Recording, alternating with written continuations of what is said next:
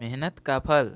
बहुत समय पुराने बात है, माधवपुर देश के सूरत नामक गांव में एक लकड़हारा रहता था। वह बहुत गरीब था।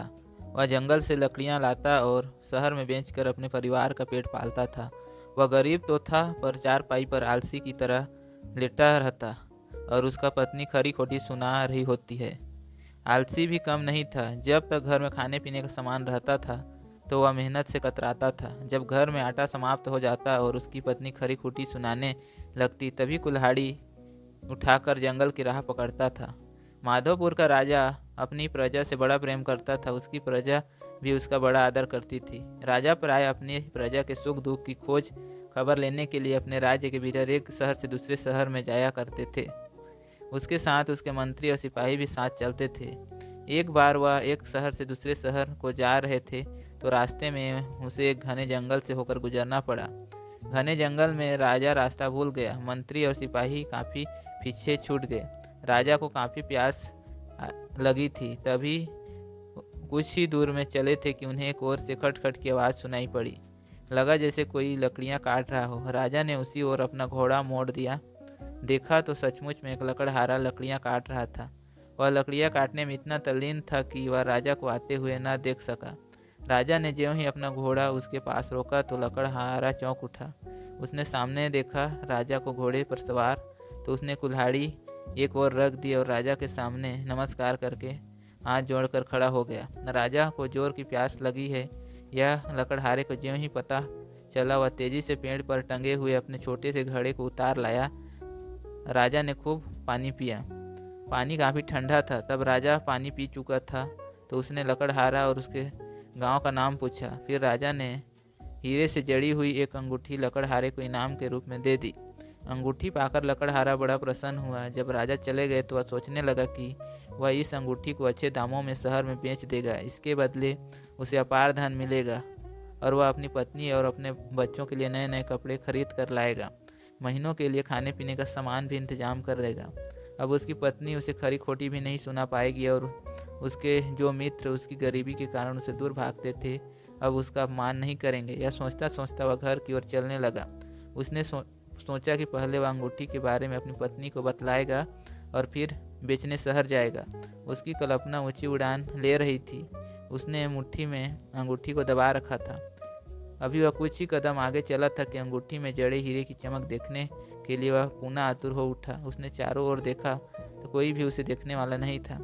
लकड़हारे ने अंगूठी की हथेली पर रखा। अंगूठी में जड़ा हीरा बहुत तेज चमक रहा था। सोचा यह तो सचमुच ही महंगा अंगूठी होगी।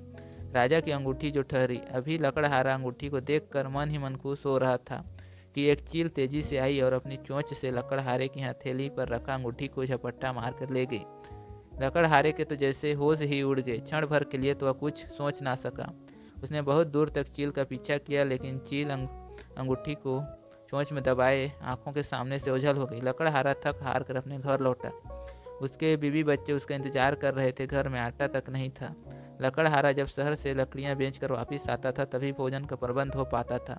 आज भोजन का प्रबंध न हो पाने के कारण सभी दुखी थे। लकड़हारे ने जब पत्नी को अंगूठी के बारे में बताई तो उसे भी बड़ा दुख हुआ, पर वह क्या करती। पड़ोस से कुछ आटा उधार मांगकर उस दिन का काम चलाया।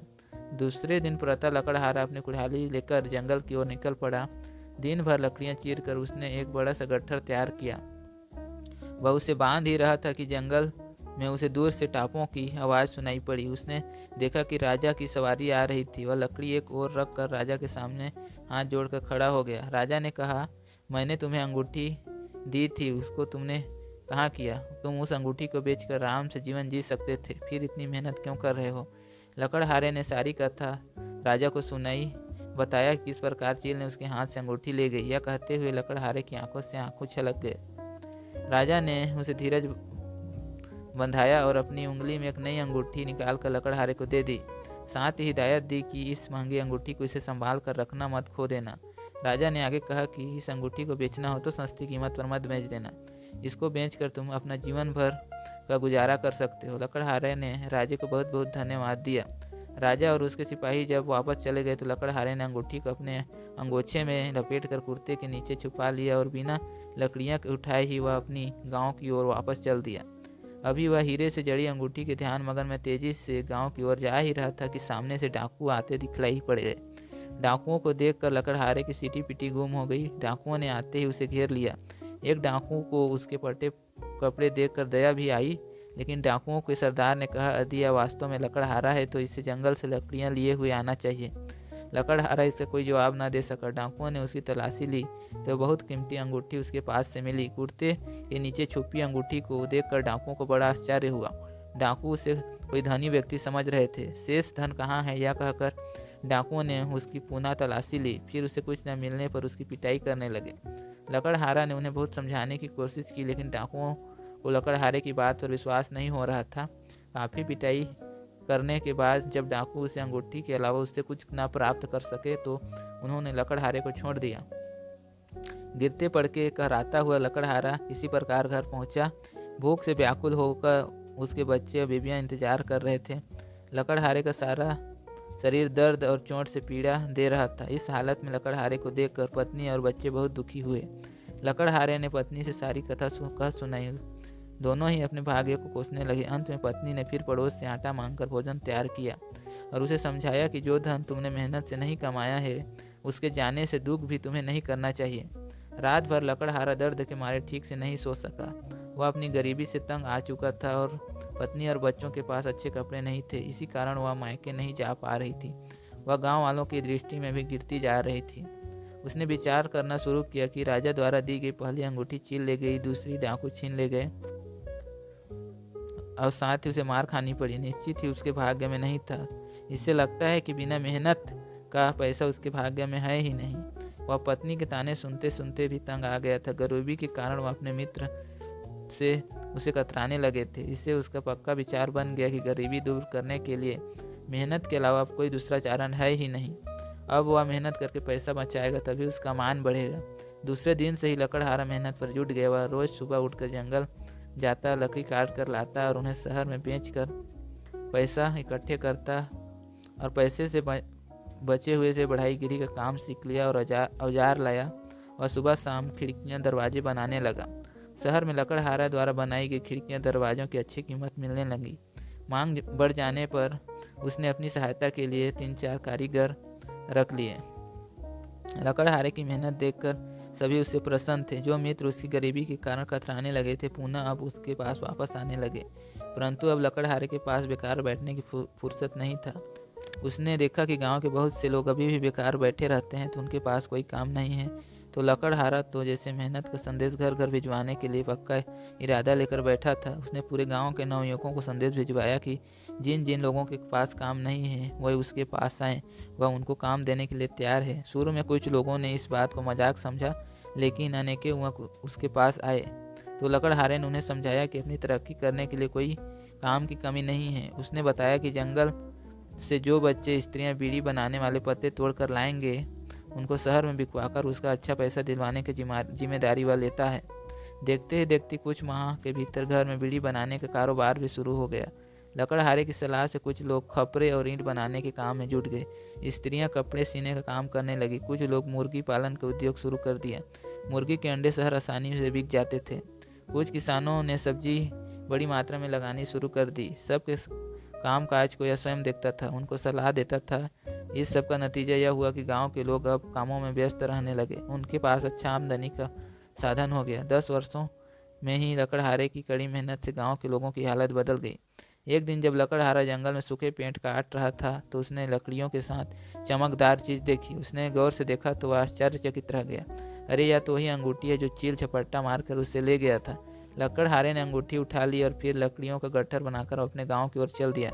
उसने उसी शाम गांव के लोगों की एक सभा बुलवाई और शुरू से आखिर तक का सारा किस्सा गांव वालों को कह सुनाया कि किस प्रकार उसको राजा द्वारा दी गई अंगूठी चील झपट्टा मार कर ले गई थी और किस प्रकार लगभग पुनः 10 वर्षों बाद पुनः प्राप्त हो गई। लकड़हारे ने आगे कहा कि अब बिना मेहनत से प्राप्त किए धन का अकेला उपभोग नहीं करना चाहता था, अतः अंगूठी को बेचकर प्राप्त धन को गांव की तरक्की में लगाना चाहता था। इस बारे में आप सभी लोग अपनी राय दें। सबकी सलाह तय हुआ कि गांव में साफ पानी पीने के 2 कुएं खुदवाए जाएं और एक स्कूल खोला जाए, जिससे पढ़ाई के लिए गांव के बच्चों को दूर तक न जाना पड़े। पीने का पानी के लिए गांव वालों को दूर तक जाना पड़ता है। जो दूर तक नहीं जाना चाहते उन्हें तालाब का गंदा पानी पीने के लिए मजबूर होना पड़ता था। लकड़हारा भी यही चाहता था। उसने अपनी एक और शर्त रखी कि यह गांव का हर व्यक्ति अपना घर साफ सुथरा रखेगा और कूड़ा एक निश्चित स्थान पर ही फेंकेगा। गांव वालों ने यह शर्त मंजूर कर ली क्योंकि इसमें सभी की भलाई थी। बहुत जल्द ही गांव में एक स्कूल खुल गया। लकड़हारे ने प्रयास से यह स्कूल अपने ही ढंग का था, जिसमें बच्चे से लेकर बूढ़े पढ़ने आते थे। विद्यालय समय के पश्चात विद्यालय में ही उन्हें विभिन्न उद्योगों के बारे में बतलाया जाता था। चटाई बनाने वाले वहीं चटाई बनाते थे, बीड़ी पत्तों से वहीं बीड़ी बनाई जाती थी, रस्सी बनाने वाले रस्सी बनाते थे, स्त्रियां सिलाई कढ़ाई का काम करती थी। जो कुछ उत्पादन होता था वह शहर में बेच दिया जाता था। अब गाँव के सभी लोग प्रसन्न थे। एक दिन राजा की सवारी उस गाँव से गुजरी। साफ सुथरे गांव देखकर राजा बड़ा प्रसन्न हुआ। उसने गांव का नाम पूछा। गांव का नाम सुनते ही उसे लकड़हारे की याद आ गई। राजा ने लकड़हारे को बुलवाया तो मालूम हुआ कि वह जंगल में लकड़ी काटने गया है, अब आने ही वाला है। गांव वालों ने बताया कि गांव का सरपंच है। थोड़ी देर में ही लकड़हारा वापस आ गया। उसने लकड़ियां और एक और रख कर राजा को प्रणाम किया और उनसे अपनी कुटिया पर चलकर जल पान ग्रहण करने का निवेदन किया। राजा उसके निवेदन स्वीकार करके लकड़हारे साफ सुथरा घर चारों ओर फल फूल वृक्षों से घिरा हुआ था। लकड़हारे ने आसान बिछाकर राजा से बैठने के लिए कहा। तभी राजा ने अंगूठी के बारे में पूछ लिया। लकड़हारे ने सारी कथा सुनाई। महाराज, आपके द्वारा पहली अंगूठी चील झपट्टा मार कर ले गई थी, दूसरी अंगूठी रास्ते में डाकू लूट ले गए। उन्होंने बहुत मारा भी मुझे, अतः मेरे दिमाग में पक्का बैठ गया था कि बिना मेहनत से प्राप्त किया धन मेरे भाग्य में नहीं है, इसलिए अब मुझे जमकर मेहनत करनी चाहिए। गरीबी के कारण ही मेरा पारिवारिक सुखी नहीं था और गरीबी के कारण मुझे समाज में भी समुचित इज्जत नहीं मिल पा रहा था। गरीबी दूर करने के लिए जमकर मेहनत करनी चाहिए। राय मैंने रोज मेहनत की और साल भर मेहनत से थोड़ी बचत की। उससे बढ़ाई गिरी और औजार खरीदे और बढ़ाई गिरी के काम करने लगा। एक दिन जंगल में जब मैं सूखे पेड़ काट रहा था, वहीं अंगूठी मिली जो चील ले गई थी। मुझे मिल गई। मैंने बेचकर स्कूल खुलवा दिया और गांव में पक्के कुएं खुदवा दिए। गांव के इस स्कूल में पढ़ाई के समय के बाद सभी उद्योगों की शिक्षा दी जाती है। गांव में चमड़े का काम करने वाले शाम के समय जूते बनाते हैं। रस्सी चटाई बीड़ी आदि बनाने वाले यहीं अपना काम करते हैं। स्त्रियां रात के समय सिलाई कढ़ाई आदि का काम सीखती हैं। सबके सहयोग से गांव में इतनी तरक्की कर सका है। लकड़हारे ने आगे कहा, महाराज, ऐसा तो मेरा विश्वास है कि जो व्यक्ति स्वयं मेहनत करता है, ईश्वर भी उनकी मदद करता है। राजा लकड़हारे की मेहनत से प्रसन्न हुआ। उसने गांव की तरक्की के लिए और अधिक धन प्रदान किया। अगर आपको कहानी अच्छी लगती है तो इस कहानी को लाइक करें तथा इसी तरह के और नए नए कहानी देखने सुनने के लिए हमारे YouTube चैनल को सब्सक्राइब करें। इस कहानी को पूरा देखने के लिए आपको तहे दिल से धन्यवाद।